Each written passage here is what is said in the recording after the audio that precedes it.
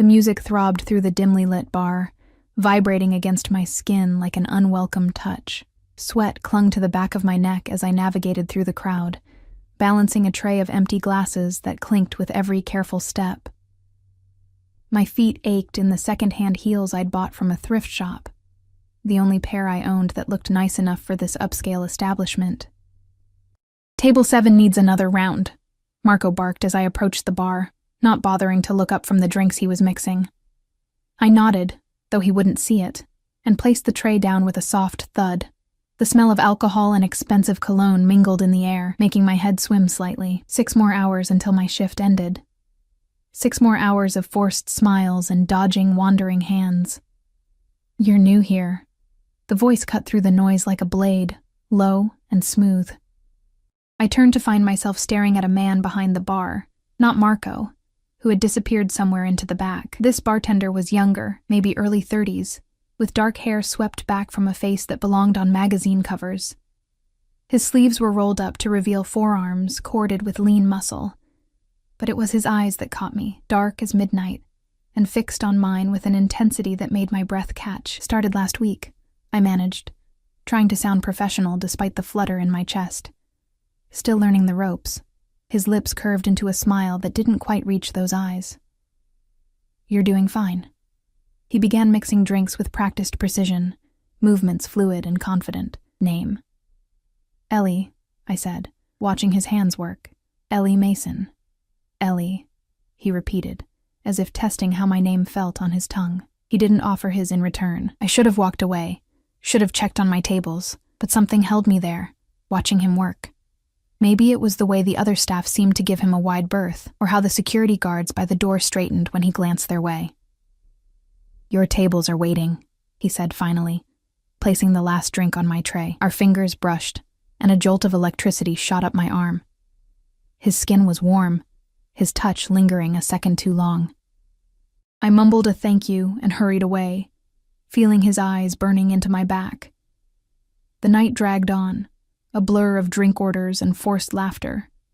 I caught glimpses of him throughout my shift, always watching, always with that same intensity. By midnight, my curiosity had gotten the better of me. "Who's the new bartender?" I asked Casey, another waitress who'd been working here longer. She frowned, glancing toward the bar. "What new bartender?" "The guy who was mixing drinks earlier." "Dark hair, expensive watch." Casey's face paled slightly. "That's not a bartender, Ellie. That's—" She stopped abruptly, shaking her head. "Just be careful, okay? Some men in this place. They're not what they seem." Before I could press her further, she hurried off to serve a group of businessmen who'd just arrived. I turned back toward the bar, but the mysterious non-bartender had vanished. By the time my shift ended at 3 a.m., my feet were screaming and my lower back ached from hours of carrying heavy trays. The club had mostly emptied, save for a few lingering patrons too drunk or too rich to care about the hour. I counted my tips in the back room, barely enough to cover this week's groceries, let alone make a dent in my mounting debt. The night air hit me like a slap when I stepped outside, cold and damp after the heated interior of the club. I pulled my thin jacket tighter around my shoulders, wishing I'd had the foresight to bring something warmer. The streets of Boston were eerily quiet at this hour, street lamps casting pools of yellow light on wet pavement. I'd missed the last bus, which meant another night of walking 20 blocks to my apartment in the cold. I hadn't gone more than a block when I heard footsteps behind me. Quick, purposeful. My heart rate spiked as I quickened my pace, clutching my purse closer. The city could be dangerous at this hour, especially for women walking alone. The footsteps accelerated. "Hey, wait up!" I recognized the voice instantly. Jimmy, one of our regulars. He spent most nights hitting on the waitresses and over-tipping when drunk. Tonight, he'd been particularly persistent, leaving his number on a napkin that I'd promptly thrown away. "I'm tired, Jimmy. Go home," I called over my shoulder, not slowing down. "Come on, just one drink. I know a place that's still open." His words slurred together, and I could smell the whiskey on his breath even from several feet away.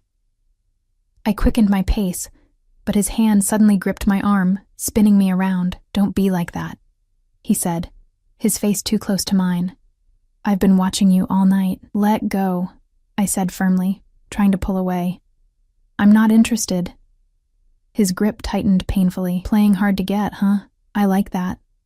Fear curdled in my stomach. The street was deserted. No one to hear if I screamed. I was calculating my chances of outrunning him when headlights suddenly washed over us. A sleek black car pulling alongside the curb with a soft purr of expensive engineering. The rear door swung open, and a voice spoke from within the shadows of the vehicle. Is there a problem here? The same voice from earlier, the bartender who wasn't a bartender. Jimmy's grip loosened slightly as he turned toward the interruption, annoyed. Mind your own business, pal. The lady and I... Get in the car, Ellie. It wasn't a suggestion. It was a command, spoken with such quiet authority that I found myself moving toward the open door before I'd made a conscious decision to do so. Hey, Jimmy protested, reaching for me again. What happened next occurred so quickly I barely registered it. A large figure emerged from the front passenger seat, a broad-shouldered man with a buzz cut who moved with silent efficiency. Jimmy was suddenly on his knees, gasping, though I hadn't seen the bodyguard strike him. Get in, the voice from the car repeated, softer this time. I hesitated at the open door, peering into the dimly lit interior. The mysterious man from the bar sat inside, his features half hidden in shadow. Common sense screamed at me to run, that getting into strange cars with unknown men was exactly how women ended up on missing persons posters. I can just call a cab, I offered weakly. It's 3 a.m. in a rough neighborhood and you're being followed by a drunk who won't take no for an answer, he replied evenly. I'm offering you a safe ride home. Behind me, Jimmy was still on the ground, the bodyguard standing over him with a warning hand on his shoulder. Rain began to fall, fat drops that quickly soaked through my thin jacket. Hesitantly, I slid into the car's leather interior, the door closing behind me with a soft, expensive thunk. The interior smelled of leather and some subtle cologne, sandalwood maybe, with hints of amber. The man sat across from me, his features now visible in the dim lighting. He was even more handsome up close, with high cheekbones and a strong jaw dusted with perfect stubble. He wore a simple black suit that probably cost more than 3 months of my rent. Thank you, I said awkwardly as the car pulled away from the curb. But I could have handled it. His lips quirked in what might have been amusement. I'm sure you could have, Ellie Mason. The way he said my name sent a shiver down my spine, not entirely unpleasant. I realized I still didn't know his. You never told me who you are, I said, trying to keep my voice steady. Or why you were pretending to be a bartender. I wasn't pretending anything, you assumed. He studied me with those dark eyes that seemed to see right through me. And names have power, especially mine. The cryptic answer should have set off warning bells, but exhaustion had dulled my senses. Besides, there was something about him that made me feel strangely safe, despite all logic suggesting otherwise. Where do you live? He asked. I hesitated before giving my address in the rundown part of South Boston. If he was surprised by the neighborhood, he didn't show it. He simply nodded and pressed a button to speak to the driver. So, I ventured after a moment of silence, do you often give rides to random waitresses, Mr. Adriano? He offered finally. And no, I don't. Then why me? His gaze was penetrating, as if he were trying to solve a puzzle. You remind me of someone. Before I could ask who, the car slowed to a stop outside my apartment building, a dilapidated structure with peeling paint and security bars on the windows. Embarrassment washed over me as I imagined how it must look through his eyes. Thank you for the ride, I said quickly, reaching for the door handle. Wait. He pulled out a business card, plain white with just a phone number embossed in black. If you ever need anything, I took it hesitantly. Why would I need anything from you? Because life is unpredictable, Ellie Mason. And everyone eventually needs something. Our fingers brushed as I took the card, that same electric current shooting up my arm. I slipped it into my pocket, murmured another thank you, and escaped into the drizzling rain. It wasn't until I was safely inside my apartment, deadbolt locked behind me, that I realized I hadn't told him I was being followed tonight, yet he'd shown up at exactly the right moment, as if he'd been watching me, as if he'd known. The next morning, I woke to pounding on my door. Bleary-eyed and still half asleep, I stumbled out of bed, wrapping myself in a threadbare robe. The insistent knocking continued as I peered through the peephole to see my landlord's reddened face. "Mason, open up." I reluctantly unlocked the door, opening it just enough to see him. "Mr. Finch, it's not even 9. "Where's my money?" he demanded, pushing the door wider. "You're 2 months behind, and I've been more than patient." My stomach sank. "I get paid next week. I can give you half then, and not good enough." His eyes narrowed. "I've got people lined up who can pay on time. Either you have the full amount by tomorrow, or you're out. But that's not legal. You have to give proper notice." He laughed, a harsh sound. "Sue me." "Oh, wait. You can't afford to. Tomorrow, Mason. All of it." The door slammed behind him, leaving me standing in the middle of my tiny apartment, panic rising in my throat. $6,000 by tomorrow. Impossible. I'd been struggling since losing my job at the accounting firm 3 months ago, after I'd reported my boss for cooking the books. They'd fired me instead of him, and I'd been blacklisted from every legitimate financial job in the city since. The bartending gig barely covered food and utilities. My savings were depleted, and my credit cards maxed out. I sank onto my second-hand couch, head in my hands, trying to think of a solution that didn't involve calling my ex-boyfriend Danny. He'd help, for a price I wasn't willing to pay. My fingers brushed against something in my robe pocket, the business card from last night. I pulled it out, staring at the elegant number. "Everyone eventually needs something," Adriano had said.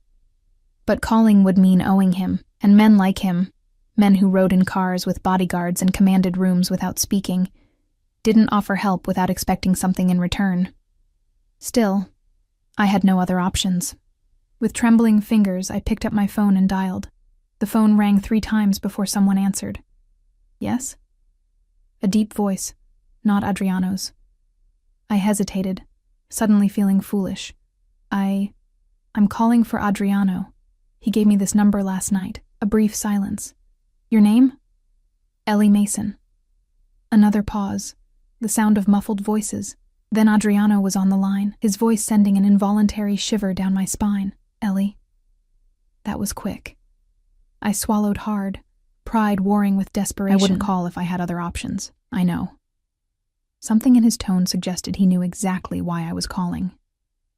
"Tell me what you need." When I explained about the eviction, he was silent for so long I thought the call had dropped. $6,000, he finally said, voice neutral. "I can pay it back," I hurried to add. "I just need time to find a better job. I have a degree in finance, but I know who you are, Ellie Mason, 27 years old. Bachelor's in financial analysis from Northeastern. Fired from Donovan and Associates after reporting irregularities in their client accounts. Blacklisted by half the firms in Boston." My blood ran cold. "How do you—" "I make it my business to know things," he interrupted smoothly. "Especially about people who interest me."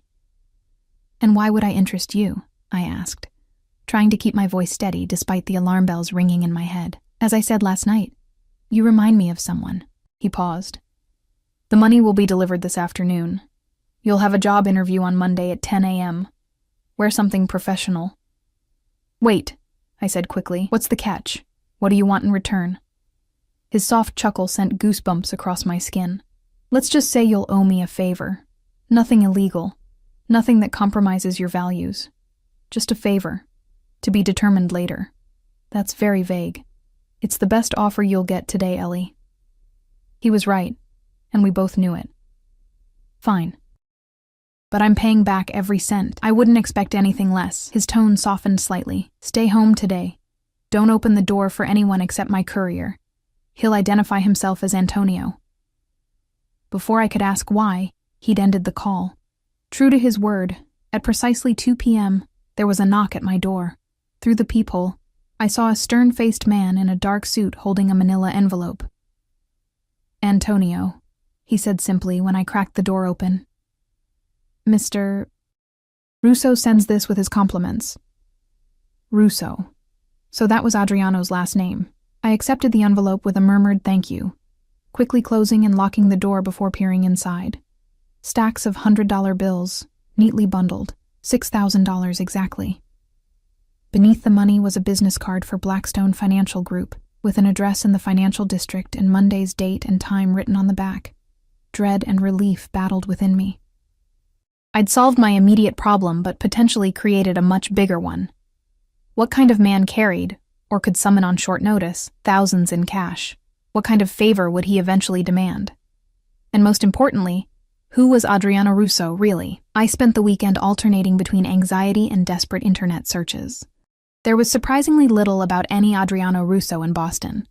A few mentions at charity events, a blurry photo from a hospital fundraiser 5 years ago, but nothing substantial. It was as if he deliberately maintained a low profile, despite what was clearly significant wealth and influence. Monday morning arrived with gray skies and a persistent drizzle that matched my mood.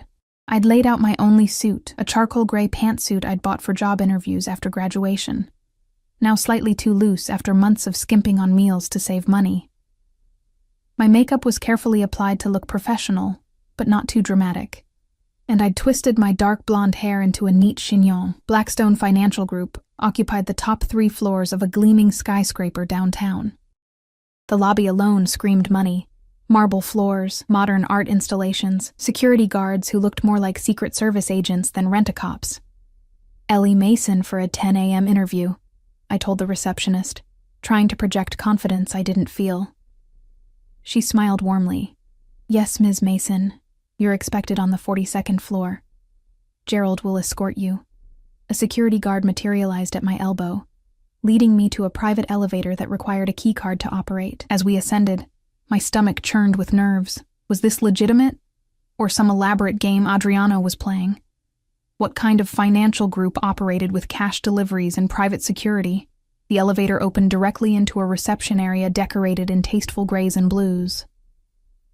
A different receptionist, this one a polished man in his 40s, greeted me. Ms. Mason, Mr. Bennett is ready for you.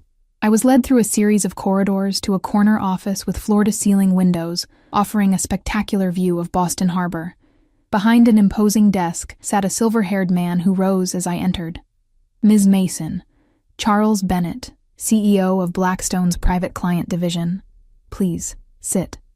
The interview proceeded normally enough.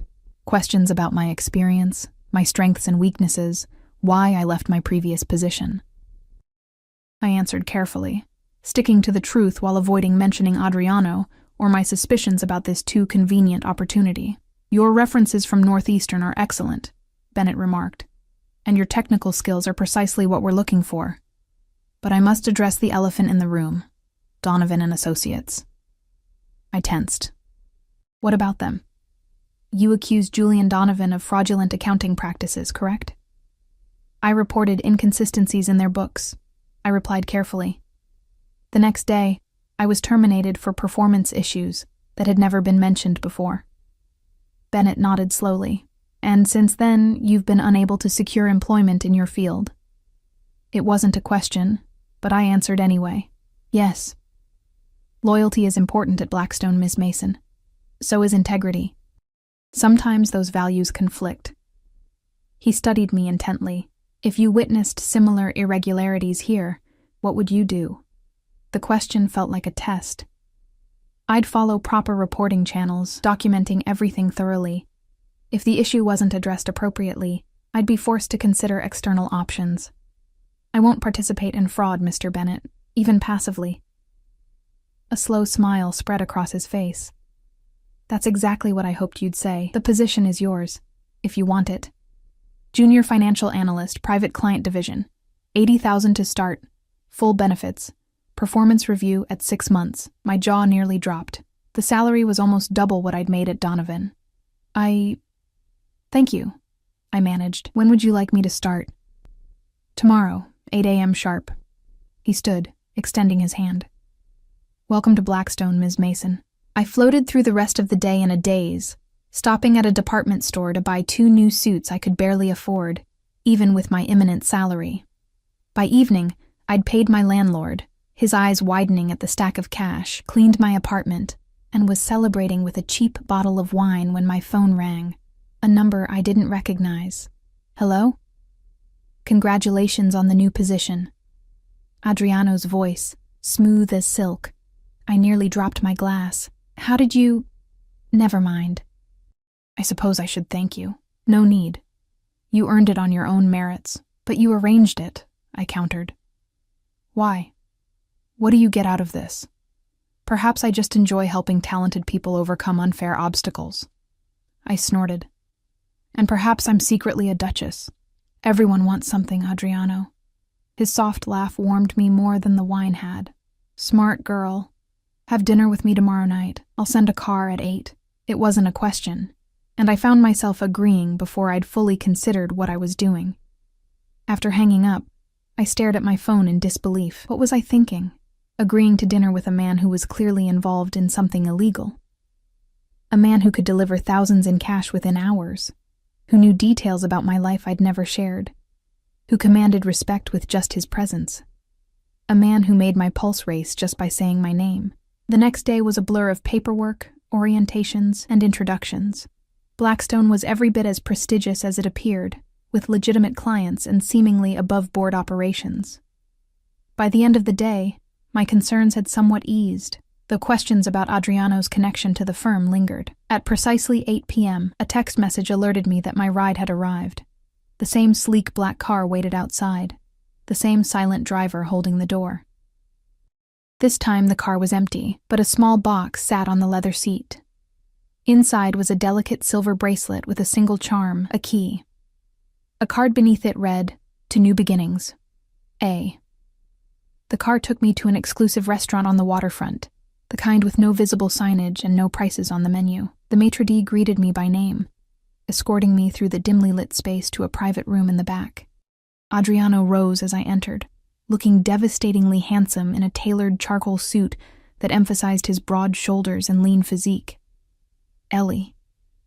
He took my hand, pressing his lips to my knuckles in an old-world gesture that should have seemed affected but somehow wasn't.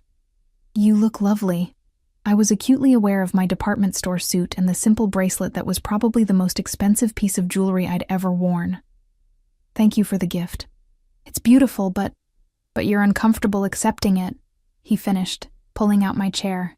It's just a bracelet, Ellie, not a collar. The choice of words sent a strange thrill through me. Still, it seems excessive for a man I barely know. His dark eyes glittered in the candlelight. Then let's remedy that. Over dinner, exquisite courses paired with wines I couldn't pronounce. Adriano told me about growing up in North Boston, the son of Italian immigrants. He spoke of his father's small import business, his mother's legendary Sunday dinners, his own scholarship to Harvard Business School. Nothing that explained his obvious wealth and power. Nothing about his current business ventures. When I tried to steer the conversation in that direction, he expertly deflected. Enough about me, he said, topping off my wine glass. Tell me more about the job. Is it what you hoped for? I described my first day, the people I'd met, the projects I'd been assigned. It's legitimate, I concluded, watching him carefully. A real position with real responsibilities. Did you expect otherwise? I don't know what to expect from you, Adriano.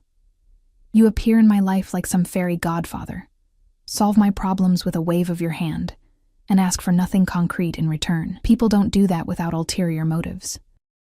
He leaned forward, his gaze intense. What if my motive is simply you, Ellie? Then you're either lying or crazy, I replied bluntly. Men like you don't pursue women like me without reason. Men like me? One eyebrow arched. And what kind of man am I exactly? I hesitated, then decided honesty was my best approach. Powerful, dangerous, connected, the kind who solves problems with cash deliveries and has drivers who double as bodyguards. The kind who can make a prestigious financial firm hire someone who's been blacklisted throughout the industry. A smile played at his lips. And yet you're here, having dinner with this dangerous man. Curiosity, I said, and gratitude. You did help me, whatever your reasons. Perhaps I just saw something in you worth saving. The intensity in his gaze made my cheeks flush. I changed the subject, asking about the restaurant, the wine, anything to break the tension building between us. He allowed it, though his knowing smile suggested he was well aware of my discomfort. By the time dessert arrived, a decadent chocolate creation I was too full to do justice, I'd had enough wine to lower my guard slightly. When Adriano asked about my family, I found myself telling him about growing up in a small town outside Providence, my father's early death, my mother's struggle with depression that eventually led to her suicide during my sophomore year of college. "I'm sorry," he said, and the genuine compassion in his voice nearly undid me. "That explains a lot about you." "What does it explain?" "Your resilience, your determination to stand on your own." His fingers brushed mine across the table. "Your reluctance to trust." Something in his touch, combined with the wine and the emotional conversation, made me bold. "Who do you remind me of, Adriano? You said I reminded you of someone. Who?" A shadow crossed his face. "My sister, Sophia. She had your same spirit, your determination." I caught the past tense. "What happened to her?" "She died." His voice was flat. "Car accident 12 years ago." "I'm sorry." I echoed his earlier sentiment, turning my hand to squeeze his. "How old was she?" 22. Just finished college." His eyes met mine, filled with an emotion I couldn't name. "She would have been about your age now." The revelation hung between us, a possible explanation for his interest that was both innocent and somehow disappointing. Before I could respond, his phone vibrated. He checked it, his expression hardening. "I apologize, but something requires my attention." He stood, buttoning his jacket.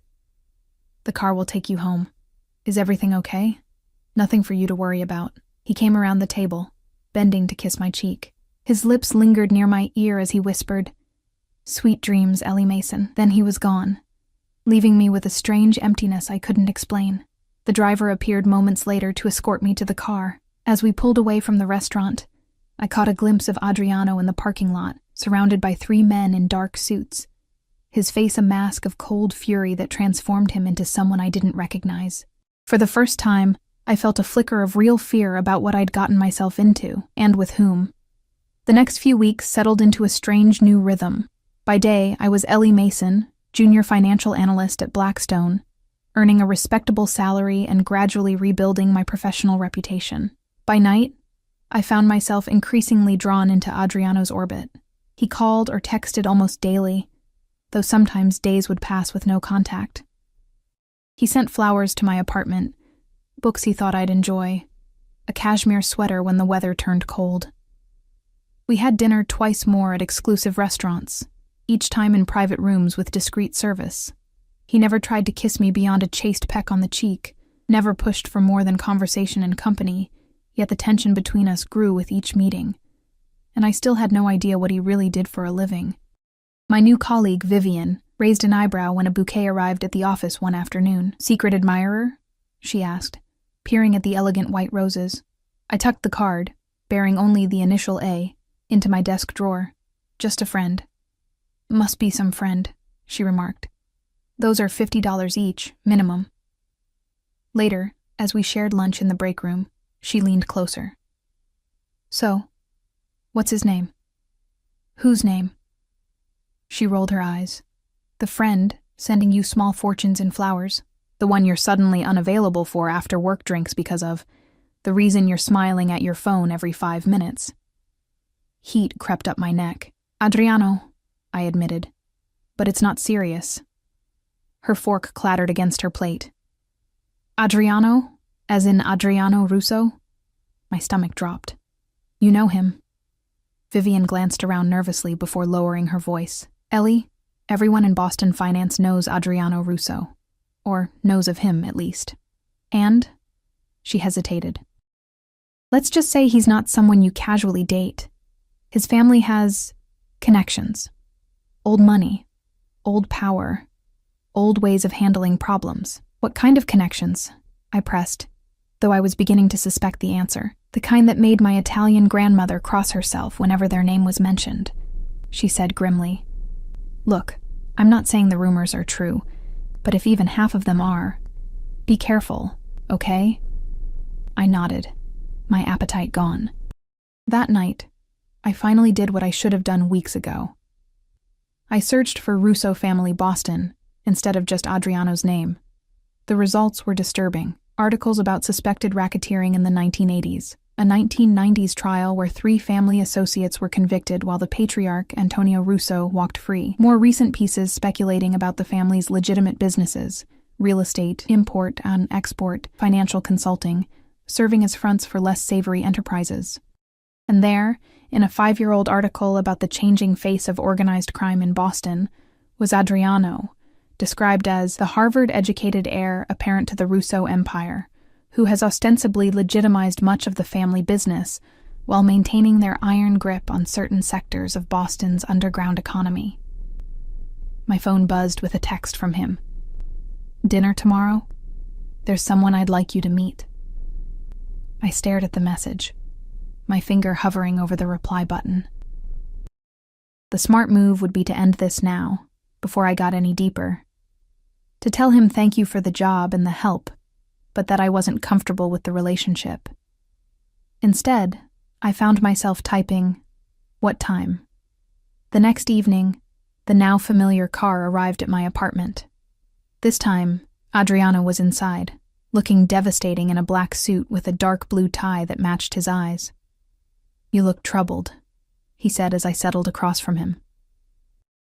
I dressed carefully in a simple black dress, another recent purchase I couldn't really afford but felt necessary for these outings. "Just tired. Long day at work." His eyes narrowed slightly, but he didn't press. "I thought we'd have dinner at my home tonight. Is that acceptable?" Home, not a restaurant. The shift felt significant. "Who am I meeting?" "My father." The 2 words sent a chill down my spine. Antonio Russo, the patriarch, the man who'd allegedly built an empire through means I didn't want to contemplate. "Why?" I asked, unable to keep the apprehension from my voice. Adriano's hand found mine, his thumb tracing circles on my palm.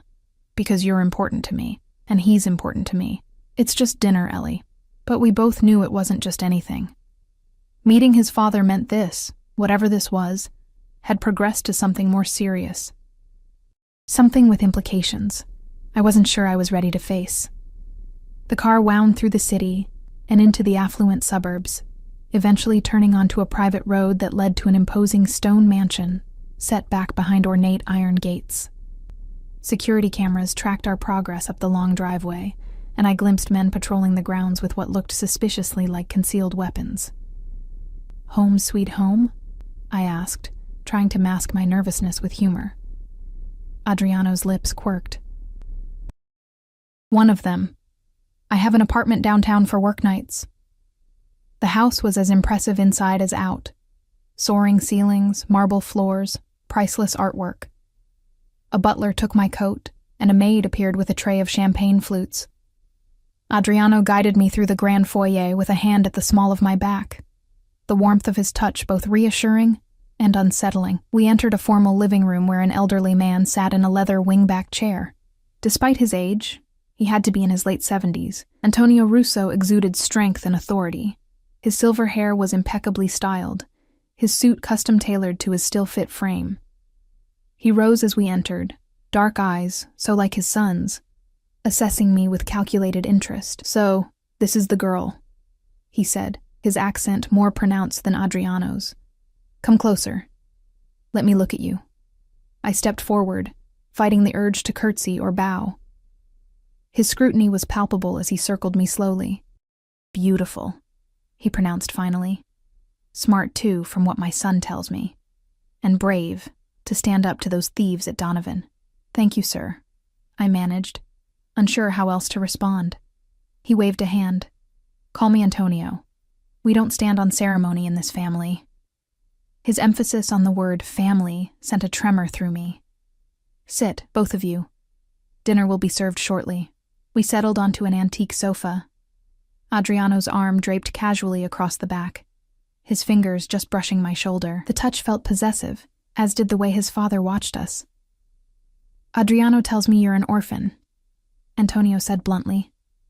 "Father," Adriano warned, his body tensing beside me. "It's fine," I assured him before turning to Antonio. "Yes, my parents are both deceased. My father when I was young, my mother in college." Antonio nodded sympathetically. "Family is everything, Ms. Mason, everything. When we lose our blood ties, we must create new ones, yes? I suppose." I agreed cautiously, Adriano has been alone too long, focused on business, always business. He fixed his son with a pointed look, 34 years old, and what does he have to show for it? Money, power, respect, yes, but no wife, no children to carry on our name. I shifted uncomfortably, feeling caught in a conversation that had clearly been ongoing long before I entered the picture. Perhaps we could discuss something else, Adriano suggested tightly. Antonio ignored him. You're what, 27? Still young enough to give him strong sons. My jaw dropped at the archaic statement. Before I could form a response, a servant appeared to announce dinner. The dining room was equally impressive, with a table that could seat 20, but was set for just the three of us. Course after course of traditional Italian cuisine arrived, accompanied by wines that probably cost more than my monthly rent. Throughout the meal, Antonio questioned me about my background, my career ambitions, my views on family and loyalty. It felt more like an interrogation than conversation. And what do you know about our family business, Ms. Mason? He asked as dessert was served. I hesitated, looking at Adriano, who watched me carefully. Not much, I admitted. I know you're involved in real estate, imports, and finance. Among other things, Antonio agreed with a thin smile. We have diverse interests. But at our core, we are simply a family protecting what is ours. Sometimes that requires unconventional methods. Adriano set down his wineglass with deliberate care. Father, she should know what she's getting involved with, Antonio interrupted sharply. No good comes from secrets between family. We're not family, I pointed out, though my voice lacked conviction. Antonio's eyes glittered. Not yet. After dinner, Antonio excused himself, claiming fatigue, though I suspected he wanted to give us privacy. Adriano led me through the house to a solarium overlooking the extensive grounds, now lit by subtle landscape lighting. I apologize for my father, he said, pouring us each a glass of aged bourbon from a crystal decanter. He's from a different generation, with different expectations. About women? Or about your choice of companion? I accepted the drink, needing its warmth. Both. He settled beside me on a plush love seat. Though he's right about one thing, I have been alone too long. I took a long sip, savoring the burn. Adriano, I need to ask you something, and I need you to be honest. His expression grew guarded. Ask. The Russo family, your father, you... I struggled to find the right words. Are you connected to organized crime? He didn't answer immediately, swirling the amber liquid in his glass. That's a complicated question. It shouldn't be, I countered. Either you are or you aren't. My grandfather came to this country with nothing, he began slowly. He built something, a network, a business, a family, by whatever means necessary in a time and place that offered few legitimate opportunities to Italian immigrants. My father expanded that empire, walking the line between the old ways and the new, and I... He paused, meeting my eyes. I've worked to legitimize what can be legitimized, to modernize what can be modernized. That's not an answer. It's the most honest one I can give. He set his glass down, turning to face me fully. My family has power in this city, Ellie. That power comes with responsibilities, expectations, and yes, complications. But I've never killed anyone. I don't deal drugs or run prostitution rings. I don't extort innocent businesses. But you have people who do those things for you, I guessed. His jaw tightened. I protect what's mine. Sometimes that requires force, or the threat of it. And what am I to you? Another acquisition to protect? A broodmare for your dynasty, as your father implied? Anger flashed in his eyes. Is that what you think? I don't know what to think, I admitted, my voice cracking slightly. You appear in my life like some dark guardian angel, solve all my problems, shower me with gifts and attention. Now I'm meeting your father and hearing hints about becoming family. It's moving too fast, and I don't even know who you really are. He moved closer, his hand cupping my cheek with surprising gentleness. I am exactly who you think I am, Ellie. A man with too much power and too little happiness. A man who saw something in you.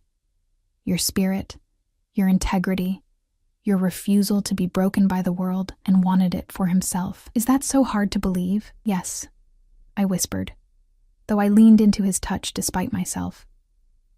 Men like you don't fall for women like me without reason. You keep saying that. His thumb traced my lower lip, sending shivers down my spine. What kind of woman do you think you are? Ordinary. Damaged. Poor. I see a woman of extraordinary courage and principle, a woman who deserves far better than life has given her. His face was inches from mine now, his voice a low rumble that I felt more than heard. A woman I haven't been able to stop thinking about since the moment I saw her. I should have pulled away, should have remembered all the warning signs, all the red flags. Instead, I closed the distance between us, pressing my lips to his in a kiss that started gentle but quickly blazed into something more consuming. His hands tangled in my hair as he deepened the kiss, drawing a soft moan from my throat. Mine found their way inside his jacket, feeling the solid warmth of him through his shirt. There was nothing tentative in the way he kissed. It was possessive, demanding, yet somehow still asking permission with every touch. When we finally broke apart, both breathing heavily, his eyes had darkened with desire. "Stay with me tonight," he murmured against my lips. Reality came crashing back. I pressed a hand against his chest, creating space between us. I can't. It's too much. Too fast. Disappointment flashed across his face, but he nodded, leaning back. I understand. Do you? I searched his eyes. Because I'm not sure I do. What is this, Adriano? What do you want from me? Everything, he said simply. But I'll take whatever you're willing to give. The raw honesty in his voice undid me. I surged forward again, capturing his mouth in another kiss, this one more desperate than the last.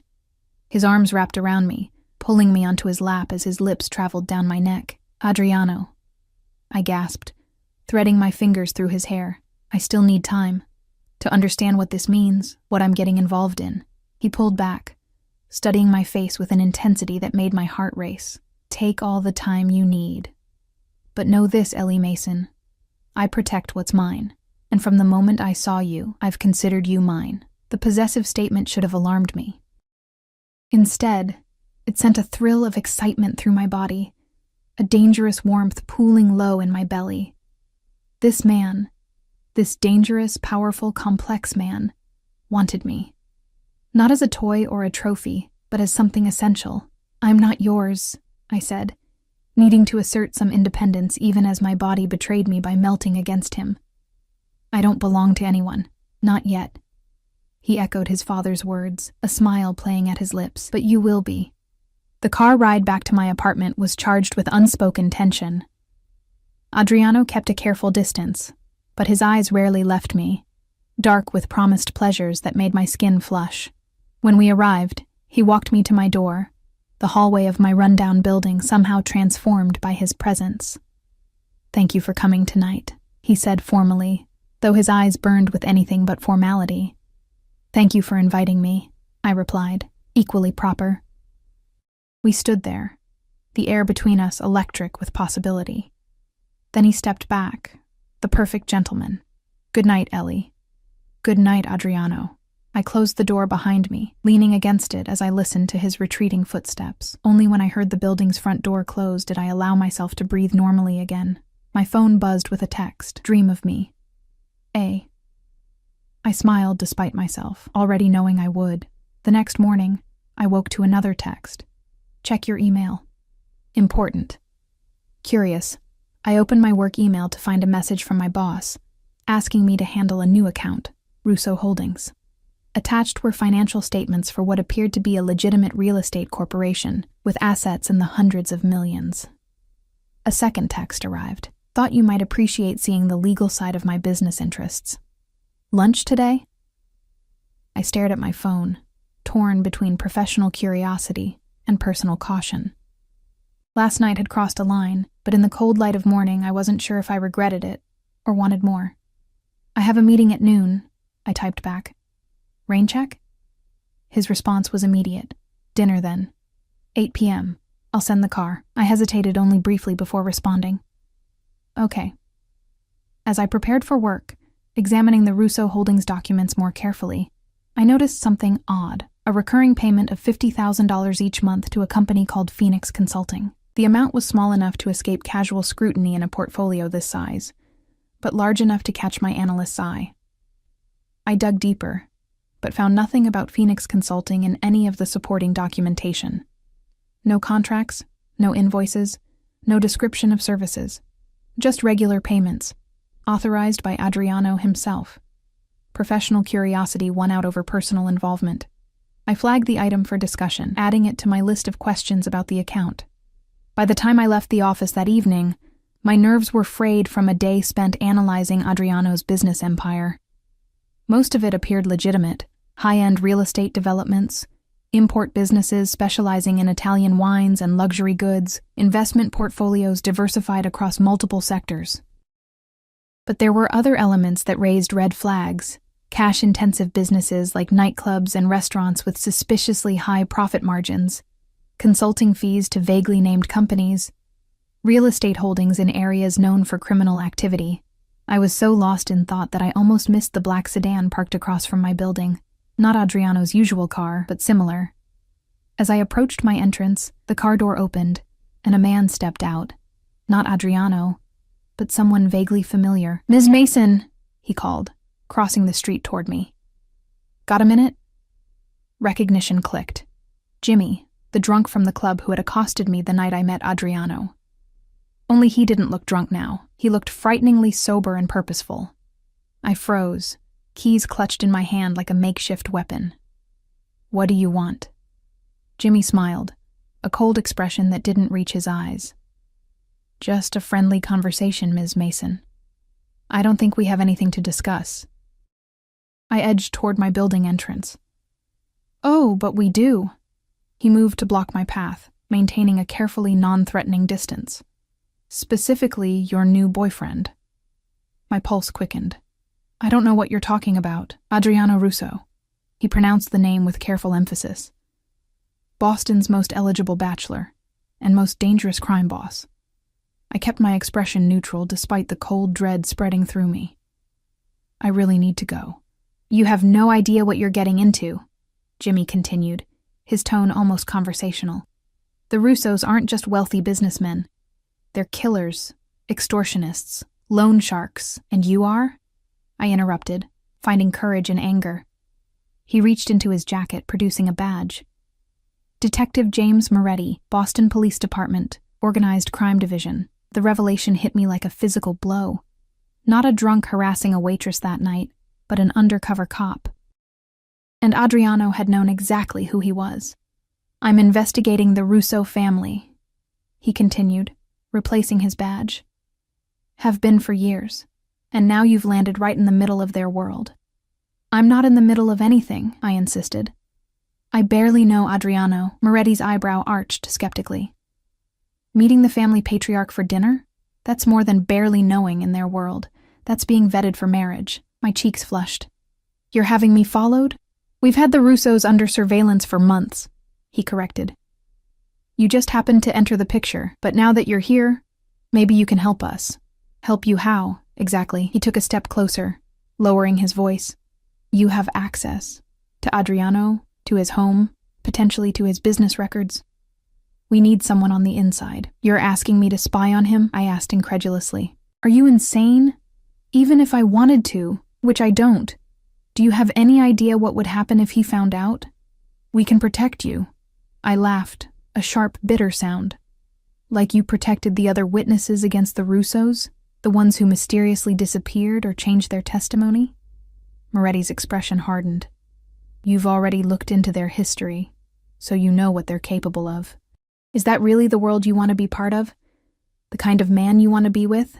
The question hit too close to my own doubts. "I need to go," I repeated, pushing past him toward my door. "Think about it," he called after me. "For your own sake. You've been given a second chance at a legitimate career.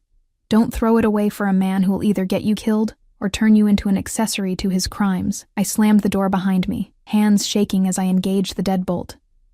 My apartment suddenly felt small and exposed. If the police were watching me, who else might be? Was Adriano having me followed too? The thought sent a chill down my spine. I paced my small living room, mind racing. I should cancel dinner. Should cut ties completely. Maybe even leave Boston. Start over somewhere new. But where would I go? How would I survive? And most troubling, why did the thought of never seeing Adriano again hurt more than it should? My phone buzzed with a text. Car will arrive in 30 minutes. Looking forward to seeing you. A. I stared at the screen, paralyzed with indecision. Then, almost mechanically, I moved to the bathroom to shower and prepare, as if my body had made the decision my mind couldn't. 29 minutes later, I was waiting outside my building, dressed in a simple blue dress that brought out my eyes. I'd left my hair loose the way Adriano seemed to prefer it, applied minimal makeup, and wore only the bracelet he'd given me as jewelry. The car arrived exactly on time. Adriano himself stepping out to greet me instead of sending a driver. He looked devastatingly handsome in dark jeans and a crisp white shirt, more casual than I'd ever seen him. "You're stunning," he said, eyes appreciative as they swept over me. "You're not using a driver tonight?" I asked, noticing the absence of his usual security. I thought we could use some privacy. He opened the passenger door of a sleek sports car, a Ferrari, I guessed, though I knew little about luxury vehicles. Just the two of us tonight, no staff, no security, no family. The intimacy of the arrangement both thrilled and alarmed me. As I slid into the buttery leather seat, I couldn't help wondering if Detective Moretti was watching from somewhere nearby, noting the license plate, tracking our movements. Adriano drove with the same controlled confidence he brought to everything, handling the powerful car with effortless precision as we wound through the city streets and onto a coastal highway. The sun was setting over the ocean, painting the sky in dramatic oranges and purples. "Where are we going?" I finally asked, breaking the comfortable silence. "My place by the sea," he replied, reaching over to take my hand. "I thought we could use a change of scenery, more privacy to talk." Talk. The word hung between us, pregnant with implication. There was so much we needed to discuss, so many questions I needed answered. But now that the moment was here, I found myself hesitating, unsure where to begin. We drove for another 20 minutes before turning onto a private road that curved along a rocky section of coastline. At the end stood a modern glass and stone house perched dramatically on a cliff overlooking the Atlantic. Unlike the family mansion, there were no visible security measures, no patrolling guards, just breathtaking architecture blending seamlessly with the natural landscape. "This is yours?" I asked, as he parked in a 3-car garage already housing 2 other luxury vehicles. "One of my personal properties," he confirmed, "not connected to the family business." The distinction seemed important to him. As we entered through a sleek kitchen with state-of-the-art appliances, I noted the lived-in touches that suggested he spent significant time here: coffee mugs hanging from hooks, a worn paperback on the counter, comfortable-looking furniture arranged to maximize the ocean view visible through floor-to-ceiling windows. "Wine?" he offered, opening a hidden panel to reveal a temperature-controlled wine room. "Please." I needed liquid courage for what was to come. He selected a bottle, opening it with practiced ease before pouring 2 glasses. "Hungry? I thought we could cook together rather than going out." The domesticity of the suggestion caught me off guard. "You cook?" A genuine smile lit his face. "My mother insisted all her children learn. Said no child of hers would starve if left alone for a week." The image of young Adriano learning to cook at his mother's side was oddly endearing, humanizing a man I'd begun to mythologize. "What are we making?" "Seafood linguine. Simple but elegant." He handed me a glass before leading me to a massive kitchen island. "You can chop herbs while I deal with the shellfish." For the next half hour, we worked side by side in companionable silence, the rhythm of cooking creating a false sense of normalcy. I found myself relaxing despite my earlier fears, seduced by the intimacy of shared tasks and the second glass of wine Adriano poured when my first emptied. As we sat down to eat at a table positioned to capture the moonlight now dancing across the water, I finally gathered my courage. "I met someone interesting today," I began carefully, twirling pasta around my fork. Adriano's eyes sharpened, though his tone remained casual. "Oh?" "Detective James Moretti. He seems to think we know each other." The fork in Adriano's hand stilled momentarily before he resumed eating. Jimmy's been trying to build a case against my family for years. The casual confirmation of what I'd feared made my stomach clench. So it's true, then. Everything he said about you, about your family. Adriano set down his utensils, giving me his full attention. What exactly did he say? I met his gaze directly. That you're not just a businessman. That you're a crime boss. That your family is involved in extortion, money laundering, maybe even murder. And you believe him? His voice was soft, dangerous. I don't know what to believe anymore. I pushed my plate away, appetite gone. All I know is that I've been thrust into something I don't fully understand, caught between a man who makes me feel things I shouldn't, and warnings that he's dangerous. So I need the truth, Adriano. All of it. He studied me for a long moment, his expression unreadable. Then he rose, extending his hand. Come with me. I hesitated before placing my hand in his, allowing him to lead me through the house to a book-lined study. He released me to open a hidden safe behind a painting, a cliché that might have made me smile under different circumstances. From within, he removed a thick folder, which he placed on the desk between us. My family has operated in Boston for 3 generations, he began, his voice steady. Yes, much of that operation was outside the law. My grandfather smuggled alcohol during Prohibition. My father expanded into protection rackets, gambling, loan sharking, traditional organized crime activities. He opened the folder, revealing photographs, documents, newspaper clippings spanning decades. When I took over 10 years ago, I began legitimizing our enterprises. Real estate, import, export, financial services, all genuine businesses now, though some were built with money that wasn't originally clean. And the not-so-legitimate aspects? I pressed. His jaw tightened. We still protect what's ours. We still have arrangements with certain businesses in certain neighborhoods. We still solve problems that can't be solved through conventional channels. Have you killed people? The blunt question hung in the air between us. Adriano didn't flinch. I've given orders that resulted in deaths. Yes, always of people who threatened my family, my business, or those under my protection. His eyes held mine, unflinching. I don't apologize for it. I should have been repulsed, should have walked out immediately. Instead, I found myself asking, and Detective Moretti, is he a threat?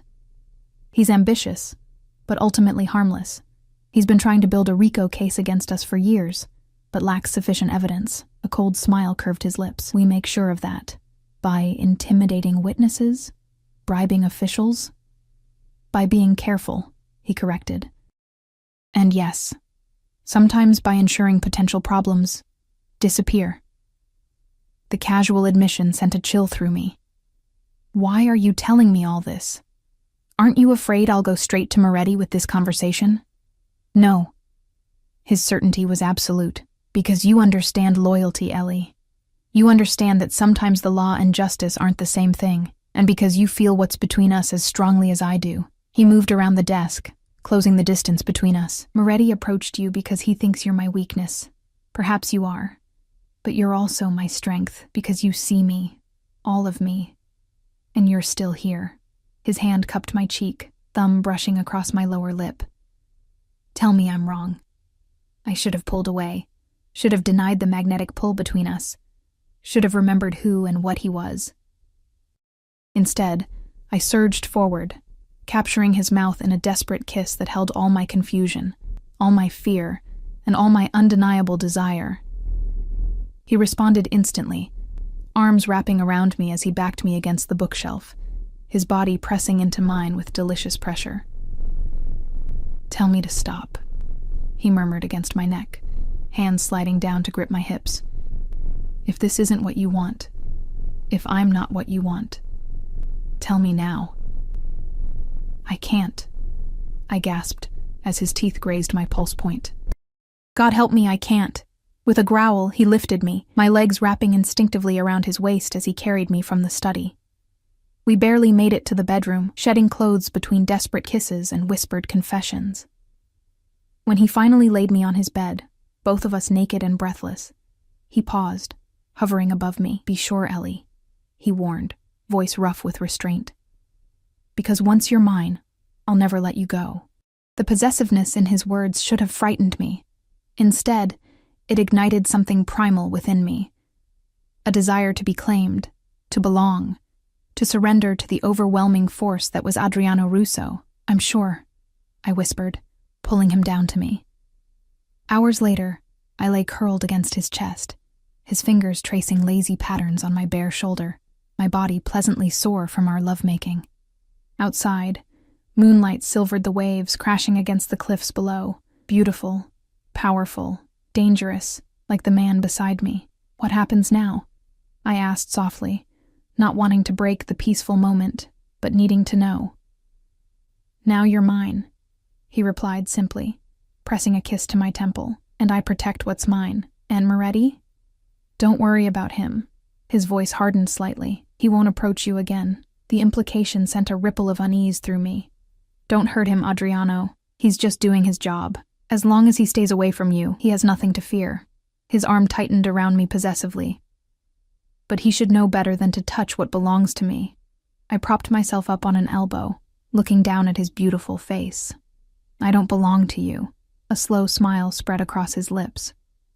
"Your body says otherwise." His hand slid down my bare back to cup my bottom. "As does the fact that you're still here, even knowing what you know." He was right, and we both knew it. Despite everything, the warnings, the revelations, the danger, I had made my choice. I had crossed a line that couldn't be uncrossed. "I need to keep my job," I said, changing topics slightly. "I need my own life, my own identity outside of this." I gestured between us. "Of course." He nodded seriously. "I admire your independence, your principles. I would never ask you to compromise them. And I need to know you won't use me to launder money or hide illegal activities." I held his gaze firmly. "I won't compromise my professional ethics even for you." Instead of anger, respect flashed in his eyes. "Agreed. Blackstone is legitimate, and your role there will remain above reproach." "I give you my word." "Your word as a crime boss?" I couldn't help the sardonic question. "My word as a man in love," he replied softly. The declaration stunned me into silence. Love? We'd known each other barely 2 months, yet as I searched his face, I saw nothing but sincerity in his dark eyes. "That's fast," I managed finally. "When you know, you know." He shrugged, seemingly untroubled by my lack of reciprocation. "My family has always loved deeply and instantly. It's both our greatest strength and our greatest weakness." I laid my head back on his chest, listening to the steady beat of his heart. "I need time, Adriano. This is all a lot to process. Take all the time you need." His fingers resumed their gentle exploration of my skin. "But sleep here tonight, with me." It wasn't a question, but neither was it a command, just a wish, spoken softly into the darkness. I nodded against his chest, already drifting toward sleep, lulled by his warmth and the rhythmic sound of waves breaking against the shore. I woke to sunlight streaming through floor-to-ceiling windows and the smell of coffee. Adriano was gone from the bed, but his robe lay draped across the foot, an implicit invitation. I slipped it on, the silk caressing my skin as I padded through the house, following the aroma to the kitchen. Adriano stood at the stove, dressed only in low-slung pajama bottoms, his broad back and defined shoulders on full display as he cooked what smelled like frittata. The domestic scene was so at odds with what I now knew about him that I paused in the doorway, momentarily disoriented. "Stop overthinking," he said without turning around. "I can hear the gears in your head from here." "How did you—" "I always know when you enter a room."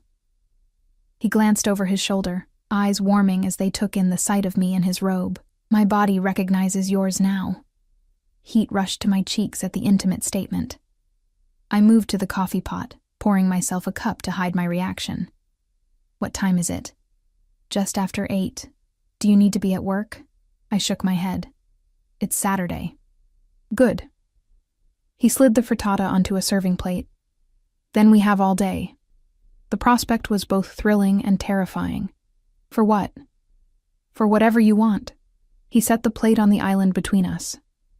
"Talk, make love again, go sailing, I have a boat docked nearby, or simply exist together in the same space while you process everything you learned last night.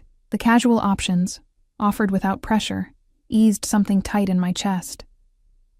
This man, this dangerous, powerful man who had confessed to ordering deaths, was giving me space, giving me choices. I'd like to talk more, I decided, taking a seat at the island. About us. About what this means going forward. He nodded, serving me a portion of the frittata before taking his own. Ask me anything. If I stay with you, if we do this, what does it mean for me? For my life? He considered the question carefully. It means you'll never want for anything material again. It means you'll be protected, always. It means certain doors will open for you professionally, while others may close because of the association. It means I'll be watched, I added. By your enemies. By the police. Yes, he acknowledged. There would be risks. I won't pretend otherwise, but I would do everything in my power to keep those risks from touching you directly. I took a bite of the frittata, delicious of course, while contemplating his answer. And what would you expect from me in return? Besides the obvious.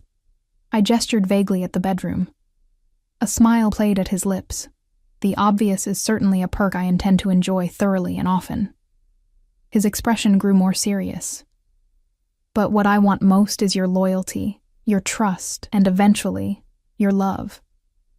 I don't expect you to participate in any aspect of my business that makes you uncomfortable. I don't expect you to compromise your principles. I just want you, Ellie. The rest we can figure out as we go. The sincerity in his voice was disarming. I reached across the island to take his hand. I'm scared, Adriano, not just of your world, but of how I feel about you. It's happening so fast, and it's so intense. His fingers tightened around mine. I know. But that intensity, that's how you know it's real. We spent the day together, talking, swimming in his heated infinity pool, walking along the private beach below the house. With each hour that passed, I found myself relaxing more into his presence, into this strange new reality where I was falling in love with a man who straddled the worlds of legitimate business and organized crime. By Sunday evening, when he drove me back to my apartment, we had reached an understanding of sorts. We would continue seeing each other, but discreetly. I would maintain my job at Blackstone, and he would respect the boundaries I'd established regarding his business dealings. Most importantly, he promised not to overwhelm me with the speed and intensity that came naturally to him. I'll try to court you properly, he'd said with a wry smile as we stood at my door. Like a normal man would. You could never be normal, I'd replied, rising on tiptoes to kiss him goodbye. For the next 2 weeks, he kept his word. Flowers arrived at my apartment, not my office. We had dinner at out-of-the-way restaurants where we wouldn't be recognized. He called or texted daily but didn't smother me with constant attention.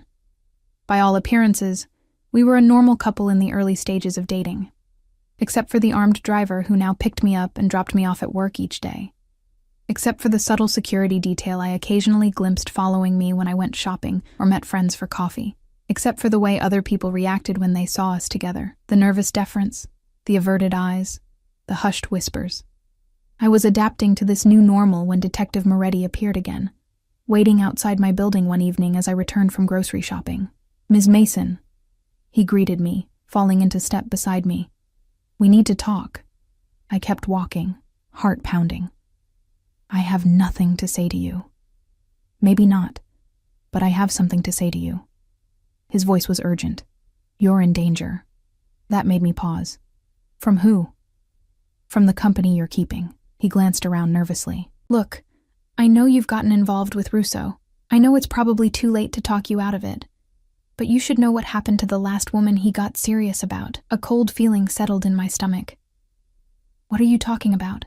Her name was Sofia Conti. 5 years ago, she was dating Adriano. Things got serious. Family dinners, weekend trips, the whole routine. Then she disappeared. Police reports said she left town suddenly, but nobody's heard from her since. Sofia. The name of his sister, who died 12 years ago. You're lying. Am I? Moretti produced a photograph from his jacket. A beautiful young woman with dark hair and olive skin, smiling at the camera. "This is Sophia. Look familiar?" I stared at the photo, confusion washing over me. The woman did look vaguely familiar, similar to me in coloring and build, though with darker features, similar to how Adriano had described his sister. He told you she was his sister, didn't he? Moretti pressed, seeing my reaction. That's his pattern, Ellie. He finds women who remind him of Sophia, women he can control, women who need his help. Then when they get too close, when they learn too much, they vanish. That's ridiculous, I said. But my voice lacked conviction. If that were true, why hasn't he been arrested? Because he's careful. Because he has half the city in his pocket. Because no bodies have ever been found. Moretti's eyes were pleading now. I'm not asking you to wear a wire or testify against him. I'm just asking you to save yourself before it's too late. I pushed past him toward my building entrance. Leave me alone. Just ask him, Moretti called after me. Ask him about Sophia Conti. Watch his reaction. And if you ever need help, if you ever feel unsafe, call me. He pressed a card into my hand. Day or night? I slammed the door behind me, leaning against it as I tried to steady my breathing. My hands trembled as I set down my groceries and pulled out my phone. No messages from Adriano. He was in New York for business, not expected back until tomorrow. I stared at our last text exchange. Casual, affectionate, normal. Had it all been a lie? A sick game he played with vulnerable women who resembled a dead lover he'd renamed as his sister? I should call him. Demand answers. But what if Moretti was right? What if confronting Adriano put me in danger? I spent a restless night, alternating between absolute certainty that Moretti was lying to feed his obsession with bringing down the Russos, and gnawing doubt that made me question everything Adriano had told me. By morning, I was exhausted, eyes gritty from lack of sleep, mind foggy with confusion. I called in sick to work, something I'd never done before. Then I made a decision. I would search for the truth myself. Online records were my specialty, after all. If Sophia Conti had existed, if she had disappeared under suspicious circumstances, there would be a trail somewhere. I spent the morning hunched over my laptop, digging through news archives, public records, and social media. What I found was disturbing. Sophia Conti had indeed existed, a graduate student in art history at Boston University who had disappeared 5 years ago. The police report listed her as a voluntary missing person, with a note that she'd left a message for her roommate saying she was leaving town suddenly for personal reasons. The case had been closed after minimal investigation. More troubling were the photos I found on an archived social media account. Sophia with friends at a gallery opening, Sophia on a boat, laughing at the camera. And one photo that made my blood run cold.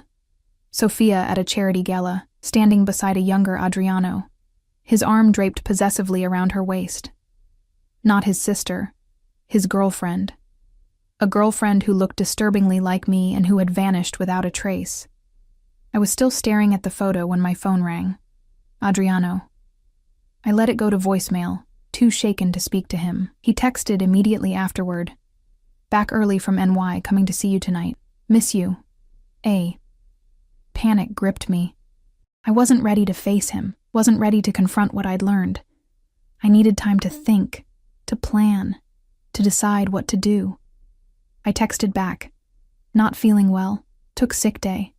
Can we rain check? His response was immediate. What's wrong? I'll bring soup and medicine. Be there in an hour. The thought of him in my apartment, where I couldn't escape, where evidence of my research was scattered across my laptop, terrified me. I typed quickly. No, just need to sleep. Call you tomorrow. 3 dots appeared as he typed, disappeared, then appeared again. Finally, something's wrong. Tell me. I stared at the screen, heart pounding. He knew me too well already. I tried for normalcy. Just a bad cold. Don't want to get you sick before your big meeting tomorrow. A long pause.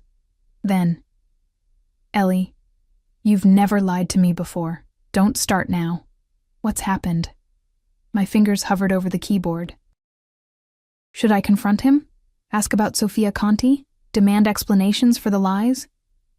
Before I could decide, a knock sounded at my door. I froze. eyes darting to the security chain I'd thankfully engaged.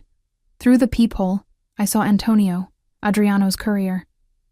"Ms. Mason," he called through the door. "Mr. Russo sent me to check on you." "I'm fine," I called back, voice higher than normal. "Just sleeping. Please tell him I'll call tomorrow." A pause. "He'd like to speak with you directly, Ms. Mason." "He's concerned." My phone buzzed with another text.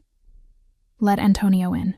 Please. The control, the surveillance, the pressure. Suddenly it all felt suffocating. I'll call Adriano later," I insisted. "I need to rest now."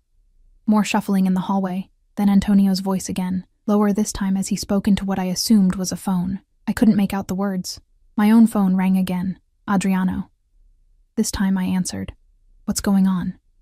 His voice was tense. "Why won't you let Antonio in?" "Because I don't want visitors right now," I said, striving for firmness despite my racing heart. "I told you I'm sick. You're lying." His tone was flat, certain. "Something's happened.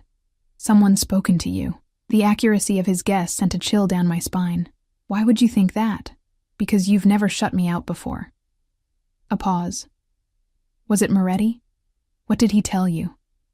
The direct question caught me off guard. "How did you—" "My security detail saw him approach you last night. They didn't intervene because you seemed to be handling it." His voice hardened. "What lies did he feed you, Ellie?" "Were they lies?" I countered, finding courage in anger. "He showed me a picture of Sofia Conti. Said she was your girlfriend, not your sister. Said she disappeared after getting too close to you." Silence. Then, very quietly, "Let me in, Ellie. Not Antonio. Me." "I'm downstairs." My heart lurched. "You're here? How?" "I flew back the moment you started acting strange. I've been watching your building, hoping you'd come out so we could talk somewhere neutral. But since you won't—" He sighed. "Please, let me explain in person. If you don't like what I have to say, I'll leave and never bother you again." I hesitated, weighing my options. If I refused, would he force his way in? If I agreed, was I putting myself in danger? But if he'd wanted to hurt me, he'd had plenty of opportunities already. "Fine," I said finally. "Come up."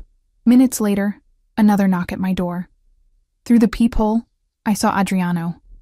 Hair slightly disheveled, eyes shadowed with what looked like genuine concern. I unbolted the door but left the chain engaged, opening it just enough to see him clearly. "Take your security and go home, Adriano.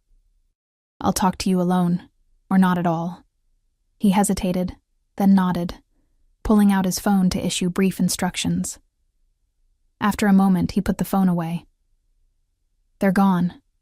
It's just me now." I closed the door to remove the chain, then reopened it fully, standing aside to let him enter. He stepped inside cautiously, as if entering a minefield. I noticed he wore casual clothes, jeans and a sweater, rather than his usual suit, and carried nothing but his phone. "You look terrible," he said softly, taking in my appearance. Unwashed hair, pale face, eyes red from crying and lack of sleep. "Yes. Well, finding out your boyfriend might be a murderer will do that to a girl." The words came out sharper than intended. He flinched, actual pain flashing across his features. "Can we sit, please?" I gestured toward the couch, taking the armchair across from it, maintaining distance between us. He sat forward, elbows on his knees, hands clasped. "Sofia Conti was my girlfriend 5 years ago," he began without preamble. "We met at a gallery opening. She was beautiful, passionate about art, completely unimpressed by my money or my name. I fell hard and fast." I remained silent, watching his face carefully. "She did resemble my sister somewhat. Same coloring, similar features. Maybe that attracted me initially, I don't know. But she wasn't a replacement for Sofia Russo. She was her own person, and I loved her for herself." "What happened to her?" I asked, voice barely above a whisper. Pain clouded his eyes. "She discovered things about my business, things I hadn't told her. She found documents in my office one night when I was out. When I came home, she confronted me, threatened to go to the police." My breath caught. And I begged her not to. Told her I loved her, that I was working to legitimize everything, that she just needed to give me time. His voice roughened with emotion. She agreed to think about it, said she needed a few days. The next morning, she was gone, left a note saying she couldn't live with what she knew, that she was leaving Boston and starting over somewhere new. Did you kill her? The blunt question hung in the air between us. No. His eyes met mine, unwavering. I loved her. I would never hurt her. Then where is she? I pressed. If she just left town, why has no one heard from her in 5 years? He looked down at his hands. Because I made it that way. What does that mean? It means I gave her what she asked for. A new life, far away from me and my world. He sighed heavily. She contacted me a week after she left. Said she was terrified, that she couldn't just disappear, that people would look for her. So I arranged things. New identity, new documentation, enough money to start over somewhere I wouldn't know about, so I could truthfully say I had no idea where she was. You expect me to believe that? I asked incredulously. That you just let her go, helped her vanish. After she threatened to expose you, I loved her. He repeated simply. And yes, I let her go, because sometimes if you truly love someone, you do what's best for them, even if it destroys you. The raw pain in his voice seemed genuine. But then, he'd be an expert at manipulation, wouldn't he? Prove it, I challenged. His eyebrow arched. How? Show me she's alive, that she's out there somewhere, living her new life. He shook his head. I can't. I told you. I arranged everything so that I wouldn't know her location or new identity. It was safer that way for both of us. Convenient, I muttered. It's the truth. He leaned forward, eyes intense. Ellie, I've never lied to you about who I am or what I've done. Yes, I told you Sophia was my sister because I wasn't ready to share the full story of what happened with Sophia Conti. That was wrong, and I'm sorry. But I did not hurt her. I would never hurt a woman I loved. And you love me?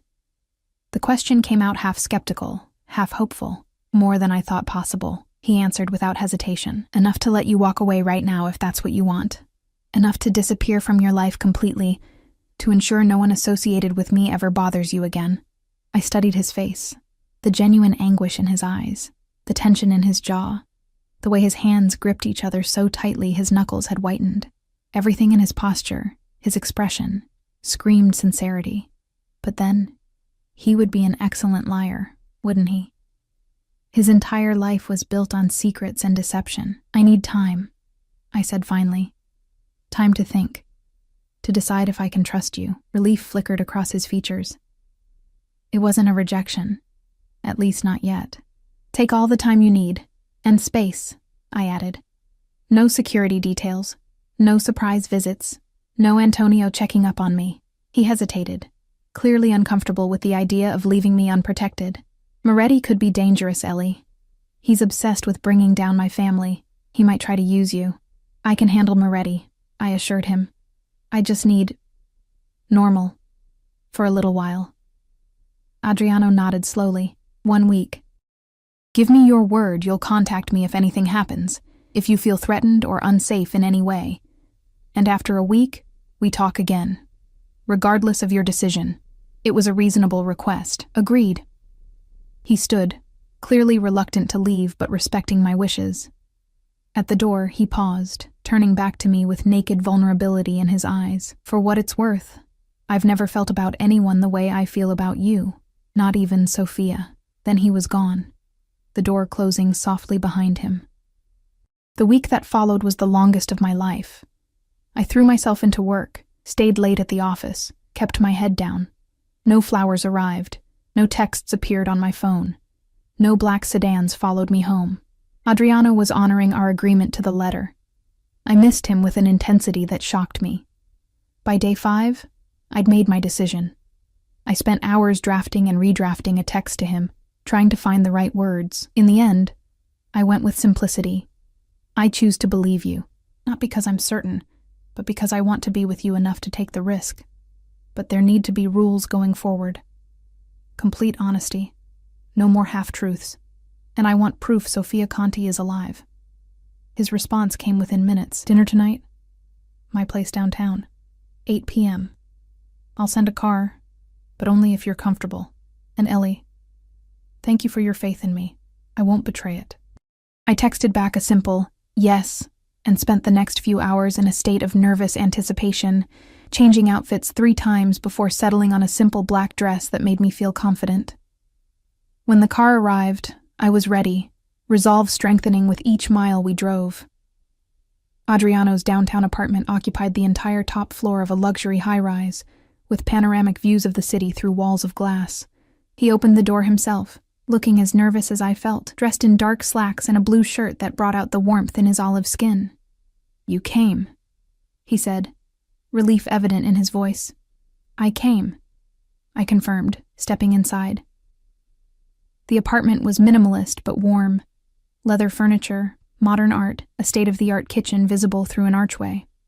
On the dining table, dinner was already laid out, a simple meal of pasta and salad, 2 glasses of wine poured and waiting. "Before we eat," he said, leading me not to the table but to a sleek desk in the corner where a laptop sat open. "I have something to show you." He pulled out the chair for me, then leaned over to type a complex password. A folder opened, revealing a single video file. "This was delivered to me yesterday, through channels so secure even I don't know their origin. Watch." He clicked play, then stepped back, giving me space. On screen, a woman appeared. Older than in the photos I'd seen, her once dark hair now lighter. Cut in a different style, but unmistakably Sofia Conti. She held up a newspaper dated 3 days ago, then spoke. "I'm alive and well, living the life I chose. I asked for freedom, and Adriano gave it to me, at great personal cost to himself. Whatever you think of him, whatever you've heard, know this: he is a man of his word. He promised me safety and anonymity, and he's kept that promise for 5 years. I'm only breaking it now because he said someone important to him needs reassurance." She smiled sadly. "Be wiser than I was. If you love him, really love him, don't run. Stay and help him become the man he's trying to be." The video ended, the screen going black. I sat in stunned silence, processing what I'd just seen. It could be faked, of course. Technology made almost anything possible. But something in her eyes, in the specific details she'd mentioned, rang true. "How did you find her?" I asked finally. "I didn't." Adriano moved to stand beside me. "I put out word through trusted intermediaries that I needed proof of life. No location or identity revealed. This arrived yesterday. I don't know where she is, who she's become. I just know she's alive and apparently well." I rose from the chair, turning to face him. "And if I asked you to let me go, like you let her go? To give me a new identity, a new life somewhere far away?" Pain flashed across his features, but his voice remained steady. "I would do it, if that's what you truly wanted. And if I asked you to leave your family business? To walk away from all of it?" This time he hesitated. "I've been working toward that goal for years. Legitimizing what can be legitimized, distancing myself from the rest. But it's complicated, Ellie. There are obligations, responsibilities. To your family," I finished for him. "I understand that. But if we're going to be together, I need to know there's an endgame, that someday we can just be Adriano and Ellie, without all the danger and secrecy and moral compromise." Hope dawned in his eyes. "You're staying?" I stepped closer, resting my hands on his chest, feeling his heart race beneath my palm. "I'm staying, with conditions." "Name them," he said immediately. "Complete honesty between us. No more secrets, no more lies, even by omission." I held his gaze steadily. "I keep my job, my independence. You keep working toward legitimacy, with a clear timeline and plan. And..." I took a deep breath. "If we have children someday, they never become involved in anything illegal. Ever." His hands came up to frame my face, thumbs stroking my cheekbones. "Children?" he asked softly, a smile playing at his lips. "You're thinking that far ahead?" "I'm a financial analyst," I reminded him. "Long-term planning is what I do." He laughed, the sound warming me from the inside out. "All your conditions are not only acceptable, but exactly what I want too. Especially the children part." "I'm serious, Adriano," I pressed. "This won't be easy. There will be times I'll question everything, times I'll be afraid. Times I'll wonder if I've made a terrible mistake, and I'll be there through all of it, proving to you every day that you haven't." His expression grew serious. "I love you, Ellie Mason. I've spent my life protecting and expanding what my family built, but none of it means anything without someone to share it with. Someone who sees me, all of me, and chooses to stay anyway." I rose on tiptoes, pressing my lips to his in a kiss that held all my lingering fears, all my cautious hope, and all the love I could no longer deny. "I choose you," I whispered against his mouth. "God help me, I choose you." His arms wrapped around me, lifting me off my feet as he deepened the kiss, pouring all his passion and promise into the connection between us. When we finally broke apart, both breathless, he rested his forehead against mine. "Thank you for giving me a chance to be the man you deserve," he murmured. "Thank you for being honest, even when the truth was ugly," I replied, hands linked behind his neck. We had dinner that night, eventually, talking and planning and dreaming until the city lights below us dimmed and the first hints of dawn appeared on the horizon. We spoke of a future where the Russo name meant legitimate business, philanthropy, respect earned through honest means. We acknowledged the challenges, the danger, the difficult road ahead. But as I drifted to sleep in his arms, I felt something I hadn't experienced since before my parents died, a sense of belonging, of safety, of home. I had kissed a man I thought was just a handsome bartender, only to discover he was a mafia boss with a complicated past and dangerous present, and somehow, against all logic and common sense, it turned out to be the best mistake I ever made. 3 years later, as I stand beside Adriano at the grand opening of the Russo Foundation for Children of Incarcerated Parents, our infant daughter sleeping peacefully against my shoulder, I know I made the right choice. The path hasn't been easy. There were investigations, threats from rival organizations, tense negotiations with law enforcement, but Adriano kept every promise. The illegal operations were systematically dismantled or transferred to others.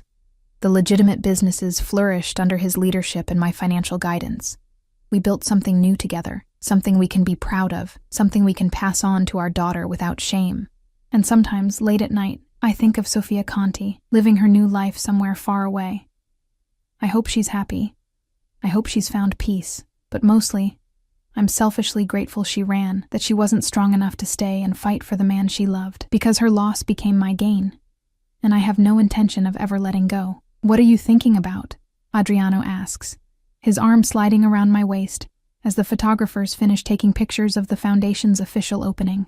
I lean into him, our daughter stirring slightly between us. "About how sometimes the wrong kiss leads to exactly the right life." His smile, still capable of making my heart race after all this time, lights up his face. "I've never made a better mistake than letting you think I was just a bartender.